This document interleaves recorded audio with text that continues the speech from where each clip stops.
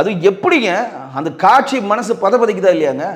இங்கே இருக்கக்கூடிய திமுகவுடைய தோழமை கட்சிகள் ஏங்க வாயை திறக்க மாட்டேங்க? மானங்கட்டவனுங்களை ஏன்டா வாயை திறக்க மாட்டேன்றீங்க? கேள்வி கேட்பமா இல்லையா?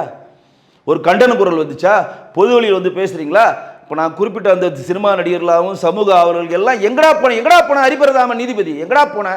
சந்துரு நீதிபதி எங்கடா போன? நீலாம் எல்லாருக்கும் நீதி அரசர்லாம் வாடா போடான்னு சொல்றதுக்கு எனக்கு மனசு வருத்தமா இருக்கும். ஆனால் எனக்கு கோபத்தின் அப்படிதான் வருது. எங்கடா போய் தொலைஞ்சிங்களா? வந்து பொது வழியில் கேளுடா சொக்காவை பிடிச்சி திமுகவுடைய தோழமை கட்சியில் ஒவ்வொன்றும் இங்கே சட்டம் ஒழுங்கு போச்சு, இங்கே கஞ்சா குடும்பம் அதிகமாகிடுச்சுன்னு போராட்டம் பண்ண துப்பு இருக்கா அவனுக்கு? திருமாவளவன் துப்பு இருக்கா? இதுலமா மற்றவங்கள எல்லாத்துக்கும் கரு சொல்றீங்களே சினிமாவை சேர்ந்த நடிகர்கள்லாம். அதாவது மனசு வலிக்குதுன்னு சொல்றதோட கோபமாக வருதுன்னு சொல்றதோட நாம் வந்து இந்த தமிழ்நாட்டில் வாழ தகுதியான ஆளாமல் இல்லாமல் போவதற்கான அடிப்படையான விஷயங்களை திமுக அரசு தொடர்ந்து செய்கிறது. எந்த இடத்தில் நான் தமிழ்நாட்டில் ஐம் ஃப்ரம் தமிழ்நாடுன்னு சொல்ல முடியாத அளவுக்கு இந்த செயல்களை நம்ம உலக அரங்கில் இந்திய அவலங்கள் கேவலப்படுத்துகிறது தான். இவங்க அதிகபட்சமா என்ன பண்றாங்க? ஒரு மாவு கட்டை போட்டு முடிச்சிடுறாங்க. அதனால தான் என்கவுண்டர் பண்ணு.